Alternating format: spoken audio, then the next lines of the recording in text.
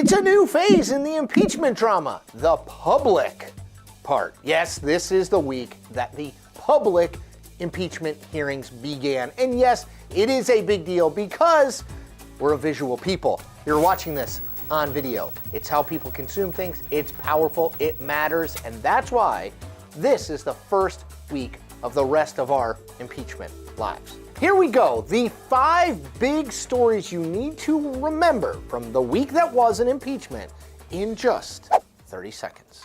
Number 1, as I just said, the first public hearings began in the Trump impeachment inquiry. Number 2, Republicans shrugged off those impeachment hearings as boring.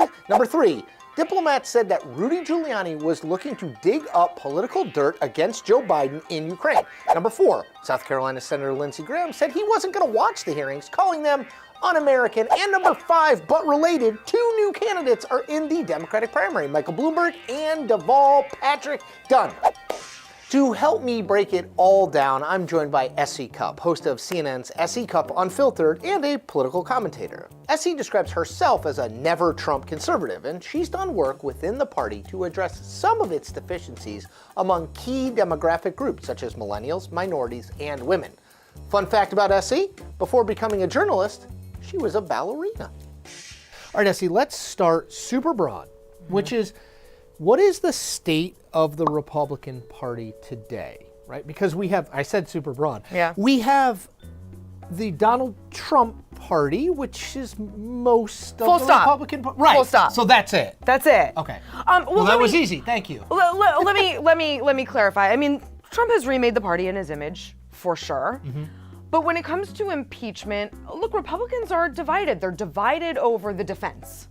And we've seen that play out over the past few weeks, from he did nothing wrong, to some saying, no, it's real inappropriate, but maybe not impeachable, to others saying this whole thing is rigged and unfair. We'll have to see how that shakes out. When it comes to what the House does versus what the Senate does, the stakes are different. And so we'll actually have to see just how united Republicans are over the next couple of weeks. Okay, so let's look at what we know. But the Republican Party of, let's say, 2010 seems to me almost unrecognizable from the current iteration. So the question I have is, people always ask me, well, could impeachment change the way that Republicans think about Trump? Given the wholesale takeover of the party, could it? Well, look, and I think the way you're describing it is the way a lot of us who have eschewed Trump Republican, the Republican takeover eschewed Trump conservatism. We framed it that way, that a lot of what we remember from conservatism, I've said it's sort of in a coma. It's not dead, it's not gone, Right. It's just certainly dormant. And so it's been disorienting for many of us conservatives who fondly remember the 20-aughts and 2010, even 2012. Right. I think, no doubt, the president and the Republican Party have been seriously wounded in this process and will continue to be. That might affect Republicans who are up for re-election in 2020. We yet don't know, though, if this will affect Trump 2020. Okay, S.E., so in the Senate, there are 53 Republicans, which means there are 47 Democrats, and they would need 20 Republicans to cross the aisle in order to get Trump officially out. Does that happen? I am not ruling out the prospect of what I'm calling the coalition that could. And if you look at some of the names of people like Mitt Romney, maybe Susan Collins, maybe Lisa Murkowski, maybe Ben Sasse, maybe Cory Gardner, some of whom are up in 2020. Joni Ernst, maybe.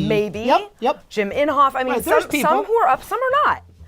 Until 2022. Mitt Romney is not up until 2024. I don't think it's impossible that you'd get a few for one main reason. We tend to think of congressional members in the House, their names in the history books, kind of written in pencil. We tend to think of senators' names written in stone, written in ink. And so the stakes are higher. The weight of what a senator does in these very moments. And they see it that way. They know it. They regard themselves that way. They know that. That's They're right. like, House member, that's nice. That's good. You're less But important. Senator Yes. is capital S always. And it's true. Yeah. They have a very high opinion of themselves, but in this case, in these moments, that is true. And so voting your conscience, going in history books as standing athwart the president on this discrete issue, you might see a number peel off. 20? Don't know. But I think you're not going to see 0. So when we think about the Republican Party post-Trump, it presumes that Donald Trump goes away in some way, Never. which he may not. So what does that do? Let's say Trump sticks around and tweets. What does that do to the Republican Party as it tries to remake itself? When you look back at big shakeups to the parties, you have to wonder and look back at what got them out of those shakeups. And there is one school of thought that it will take a Democrat to unite Republicans again. Right. Around, and I think there's a lot of truth to that, because when I'm a never Trump conservative, no plans on voting for Trump, didn't before. But when I watch some of the Democratic debates, I am reminded, right, I I'm don't also believe not what a Democrat. they believe. Right, right. And sometimes, it kind of takes a reminder, especially seeing all of them kind of out-left each other. So that school of thought that it will take a far-left, maybe progressive Democrat to unite Republicans around their core values again, that's a popular one. Others think it will take a sort of Mitt Romney kind of figure, a moderate Republican, to bring us back and say, this is not who we are. We should eschew this, and we should remember what our principles were. And remember, they're just dormant. They don't go away. Conservatism as a set of values still exists somewhere in the ether, but it is dormant. And so it's not like those values are gone. They're just, the people with the loudest voices just aren't really talking about them as much. S.E. Cup, thank you. Thank you. So good to be on. Here's my big takeaway from that. S.E.'s point that the Republican Party isn't dead as she knows it, it's just dormant. Parties move in cycles, and yes, this is a very odd cycle for the Republican Party. But the old-fashioned Republican Party still exists. It's a question of when it will make its comeback, not really if. And that's the point. We make New Point episodes every Tuesday, Thursday, and a special impeachment episode like this one every weekend. Make sure to check them all out.